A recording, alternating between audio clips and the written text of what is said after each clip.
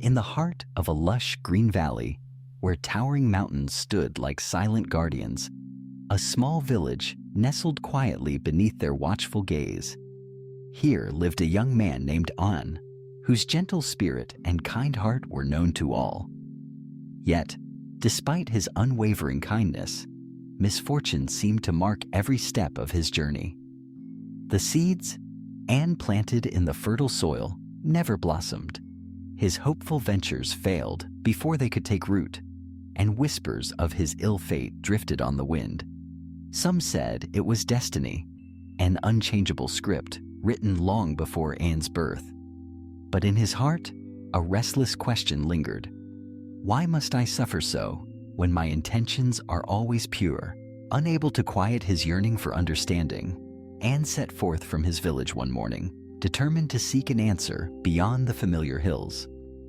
He walked for hours, the landscape shifting from emerald fields to rugged stone, until he reached a wide, flowing river. Beside its gentle current sat an old Zen master, his face serene, eyes closed in deep meditation. The river shimmered in the sunlight, its water clear and unwavering as it journeyed through both fertile valleys and barren deserts. With humility, An knelt before the master and voiced his deepest sorrow. "Master, I strive always to do good, yet suffering follows me. Is my fate sealed before I even begin?" The master opened his eyes, wisdom shining in their depths. He pointed to the river, its endless procession of droplets sparkling in the morning light. "Do you see this river?" he asked. "It is made of countless tiny drops of water. Each one has its own origin. Some fall as gentle rain, nurturing life. Others carry mud and debris clouding the flow. But in the end, all drops return to the vast ocean." An listened intently, though confusion still clouded his mind. The master continued, "Life is like this river. Each of us is a drop of water. Every action, every word, every thought is a seed sown into the flow, and every seed produces a result. This is the law of karma." "But master," An pleaded, "why do I sow good seeds and reap only bitter fruit?" The master gazed at him compassionately. "This river has flowed through many lifetimes, my son. The seeds you plant today may not bear fruit immediately. Sometimes they wait for a future life, or even one after that. The hardships you face now may be the fruit of seeds sown in distant past lives, long forgotten." He gently placed his hand on Anne's forehead, and a deep calm settled over him. In the stillness, visions unfurled, memories from lives long past. And saw himself as a wealthy king, his greed causing suffering as he took harvests from the poor.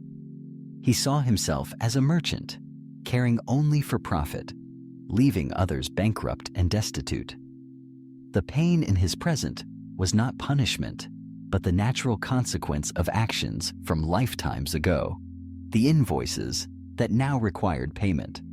His river of karma was working to cleanse itself of old mud and debris. As An returned to awareness, clarity flooded his heart. Life was not a random series of fortunate and unfortunate events. Rather, it was a continuous flow of cause and effect. Destiny was not fixed, but the sum of all that had come before and all that was being done now. With deep gratitude, An bowed to the master and journeyed home. No longer did he blame fate. Instead, he sowed seeds of kindness without expectation, guided by a genuine belief in goodness. He helped his neighbors, shared what he had, and lived authentically. Years passed, and the village transformed. The seeds An had sown took root, not just in soil, but in the hearts of those around him. People worked together, supporting one another, and prosperity blossomed. An did not become rich in gold, but he became rich in happiness, for he had purified his river of karma, patiently planting seeds of love and reaping a life filled with peace and freedom.